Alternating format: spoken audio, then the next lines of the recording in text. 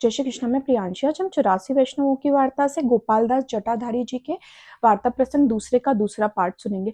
तो गोपालदास जटाधारी जी से एक अपराध हो गया था। जब वह श्रीनाथ जी की बगीचे की सेवा करते थे तब उन्होंने एक बच्चा फूल चुराता था, वैष्णव था, उसका अपराध कर दिया था, उसे मार के श्रीनाथ जी के मंदिर में, श्रीनाथ जी के सामने।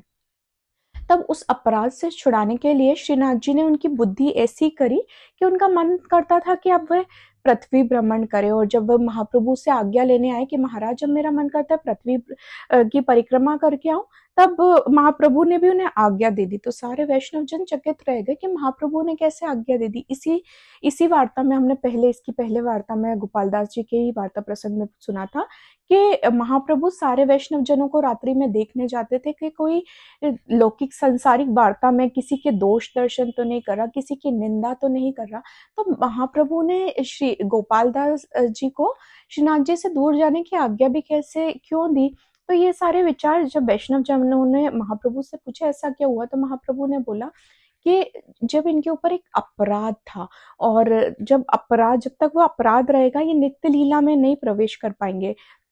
अच्छे बुरे कर्मों का जब तक बंधन रहेगा तब तक ये श्रीनाथ जी के गोलोक में या नित्य लीला में प्रवेश नहीं कर पाएंगे। इस भाव से श्रीनाथ जी ने इन्हें विरह दिया, क्योंकि जब ये इनके मन में अत्यंत तीव्र विरह आएगा तब ये श्रीनाथ जी को प्राप्त करेंगे। और वैष्णव जनों का भी सोचना सही था, जिसको श्रीनाथ जी अपने श्रीहस्त से स्वयं प्रसाद पवाते थे, और ये इतने गुरु निष्ठ में सेवा निष्ठ थे कि जब श्रीनाथ जी ने आंखें खोलने के लिए भी बोलते थे तो वे आंख नहीं खोलते थे, क्योंकि महाप्रभु ने उन्हें आंख खोलने के लिए मना किया था अनवसर के समय।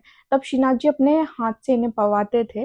तो उनके साथ ऐसा कैसे हुआ, उनकी बुद्धि भ्रष्ट हो गई। तब इस पे श्री महाप्रभु जी ने बताया था कि इस अपराध को दूर करने के लिए और श्रीनाथ जी के पास हमेशा रहें गोपालदास जी, इसलिए इनके मन में ऐसा भाव आया, ताकि ये जो कर्मों के बंधन से इनसे मुक्त हो जाए। समझने की बात यह है कि श्रीनाथ जी और महाप्रभु अपने वैष्णव जनों का ऐसा ख्याल रखते हैं कि उनसे छोटी छोटी सी गलती जो होती होगी उसको दूर करवा देते हैं, ताकि कभी भी वो लीला में प्रवेश करने से दूर ना हो, कभी भी वो श्रीनाथ जी से दूर ना हो। फिर उसके बाद जैसे ही थोड़ी ही दूर जब गोपालदास जी गए, श्रीनाथ जी से थोड़ी ही दूर गए, तो उनके मन में इतना तेज विरह हुआ, उनको लगा मुझसे ज्यादा दुष्ट तो कोई है नहीं। मैं श्रीनाथ जी की सेवा छोड़ के, वैष्णव जनों को छोड़ के और यहाँ पर पृथ्वी की परिक्रमा के लिए आ गया। इतना विरह हुआ उन्हें, विरह की स्थिति में ही वो श्रीनाथ जी को याद करते करते उनके अत्यंत विरह में ही वह लीवला में प्रवेश कर गए, उनकी देह भी छूट गई। जय श्री कृष्ण, श्री बल्लभाधीश की जय।